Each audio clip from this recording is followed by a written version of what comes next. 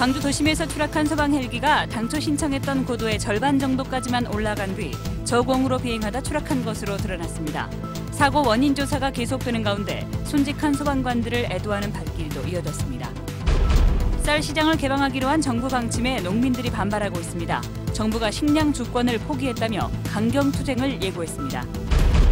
남아공의 넬슨 만델라 전 대통령을 추모하는 행사가 국내에서는 처음으로 광주에서 열렸습니다.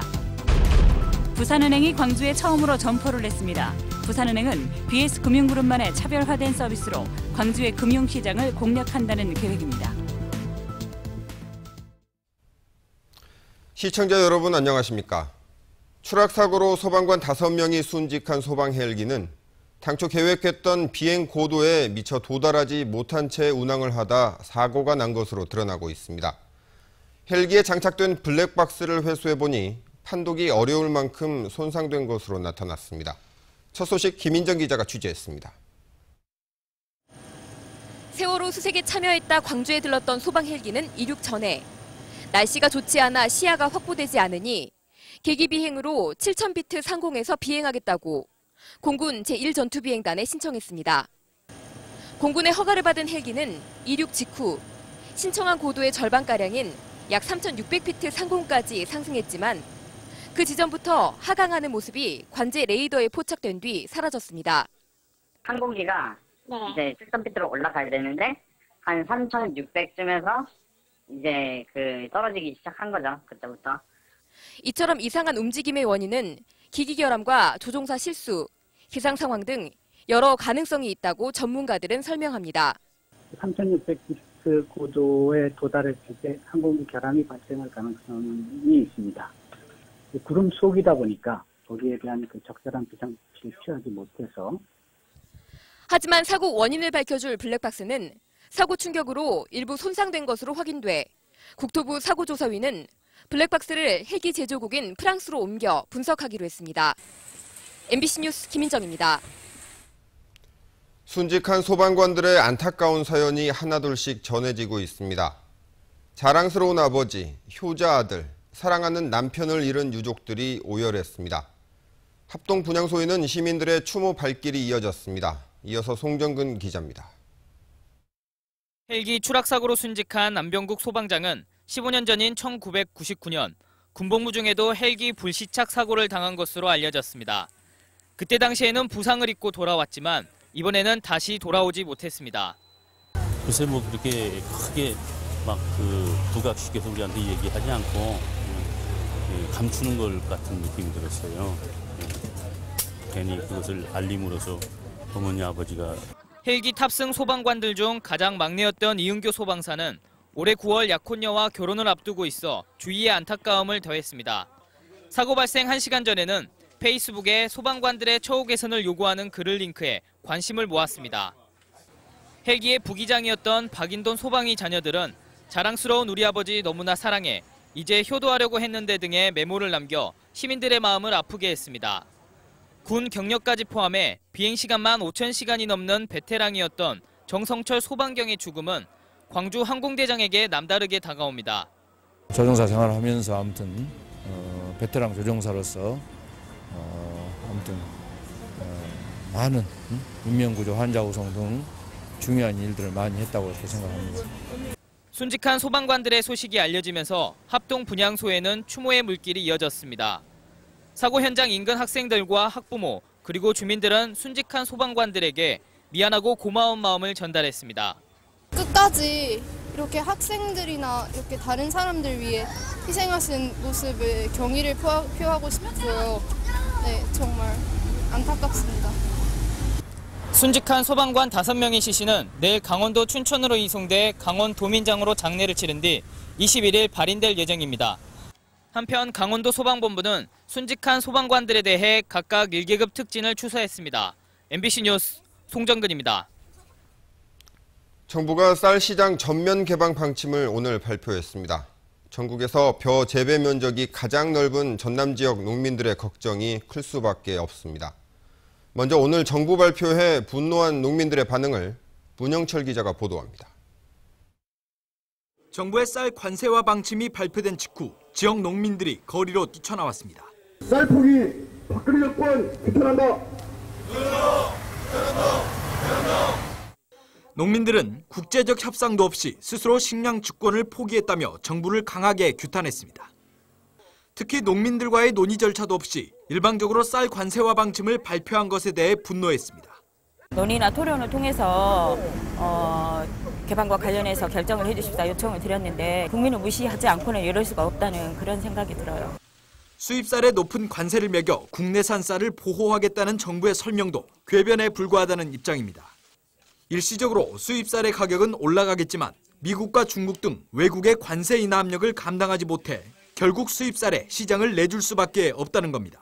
관세가 풀렸을 때 그때를 생각했을 때에 쌀 가격이 월등히 낮아지기 때문에 이와 같은 것은 허무맹랑한 우리 농민들을 속이고 국민을 속이는.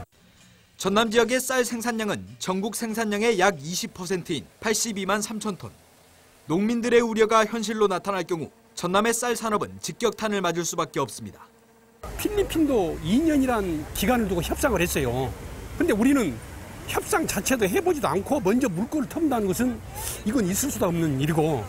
전라남도는 우선 수입쌀에 대해 최소 400%의 관세율을 적용해 줄 것을 정부에 건의했습니다. 하지만 농민들은 정부 방침 철회만이 유일한 살 길이라며 이 같은 요구가 받아들여질 때까지 대규모 투쟁을 이어가겠다고 밝혔습니다. MBC 뉴스 문영철입니다.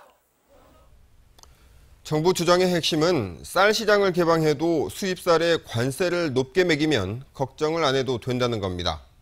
하지만 농민들은 이를 믿을 수 없다고 해서 반발을 하고 있는 건데요.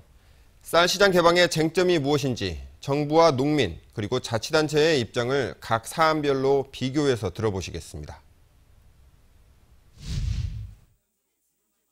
관세 수준 등 농업인들이 관심을 가지는 핵심 사항에 대해서는 전문가 협의 등 추가적인 검토를 거쳐서 농업계와 국회에 설명한 후 WTO에 통보할 내용을 확정하도록 하겠습니다. 관세율을 정할 때 86년부터 88년까지의 평균 가격, 국내외 평균 가격을 정하도록 되어 있습니다. 그때 가격을 감안했을 때 정부에서도 제시하고 있습니다만은 400% 안팎이 되지 않을까 싶고, 우선 개방하는 데 있어서는 400%라는 그 고율 관세를 가지고 개방하기 위해서 우리 농민들을 속이는 데는 이용이 될 수가 있겠죠. 그러나 광대국, 미국과 중국을 상대로서는 통하지 않으리라고 저희들은 보고 있습니다.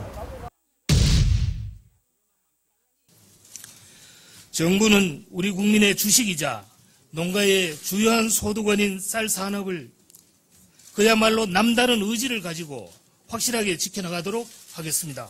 쌀 관세와 이행을 우리 쌀 산업 발전의 계기로 삼고 우리 쌀 산업의 더 큰 도약을 위해서 힘을 모아주시기 바랍니다. 농업인들의 불안감을 해소하려면 먼저 정부에서 확고한 정책 의지를 발표해야 됩니다. 쌀 산업은 지속 가능하게 발전시키겠다. 그다음에 우리가 쌀 자급률을 식량, 정말 쌀을 비롯한 식량 자급률을 매년 5년 주기로 공표해서 반드시 실천할 수 있도록 하고 그 식량 자급률을 높일 수 있는 실행 대책을 마련해야 하는 것 같고요. 그렇게 쌀값을 계속 억제 정책을 해왔어요. 억제 정책 때문에 20년 전 가격이라니까요. 모든 물가는 얼마나 올라? 20년 전 물가와 지금 어떻습니까? 그때 농자재 값하고 지금 농자재 값 어떻게 됐어요?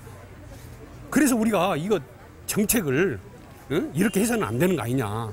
농민들도 엄연히 국민의 한 사람들이에요. 정부 하라는 데 해서 우리 농민들 이익 본 거 없습니다. 아유, 거꾸로 가야 그런 대로 우리 생활 유지가 된다라고 그런 불신이 이렇게 팽배해 있고.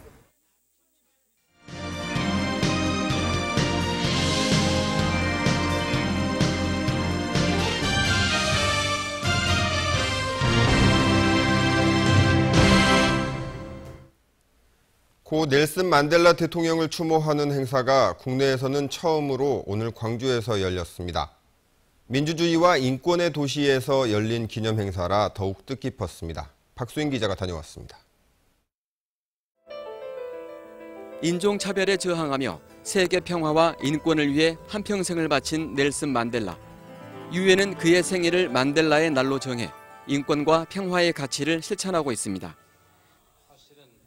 지난해 만델라가 세상을 떠난 뒤 처음 맞은 고인의 생일날, 국내에서는 처음으로 광주에서 기념 행사가 열렸습니다.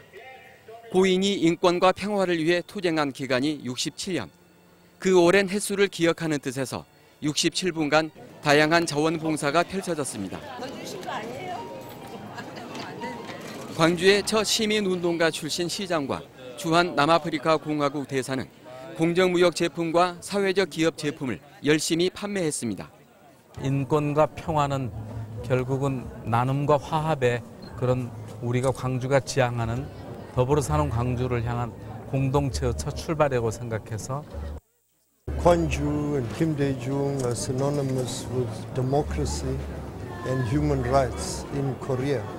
So we thought it's very natural that we come and celebrate International Nelson Mandela Day here in Gwangju.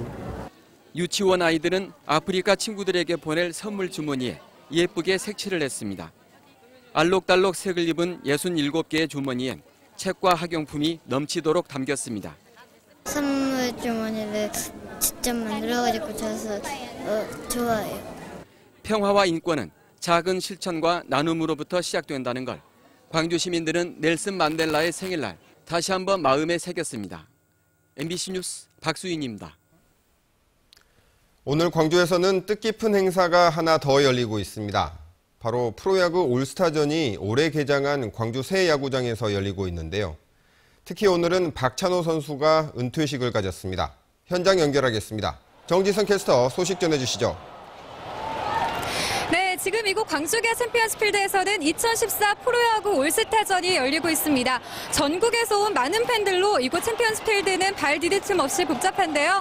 지금 비가 내리고 있음에도 많은 팬들은 우산과 우비로 비를 막으며 이 축제를 즐기고 있습니다.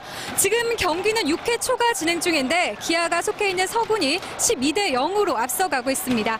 특히 오늘 선발로 마운드에 오른 양현종 선수는 2이닝을 무실점으로 막아내며 멋진 피칭을 보여줬고 나지완 선수는 5회 홈런을 쏘아 올렸습니다. 광주에서 올스타전이 열린 것은 지난 2009년 이후 처음입니다. 챔피언스필드가 새로 개장하면서 KBO가 경기장을 광주구장으로 선택한 것인데요. 오늘 1군 올스타전에 앞서 선수들의 팬사인회와 번트왕, 퍼펙트 피처, 홈런 레이스 등의 이벤트가 열렸고 한국 야구의 큰 별 박찬호 선수의 은퇴식도 있었습니다. 박찬호 선수는 오늘 시구자로 마운드에 오른 후 팬들과 마지막 인사를 나누며 많은 팬들의 눈시울을 붉어지게 했습니다. 야구로 나누다라는 주제로 열리는 이번 올스타전은 입장료 1억 원을 세월호 기금으로 전달합니다. 지금까지 광주계 챔피언스필드에서 MBC 뉴스 정지성입니다.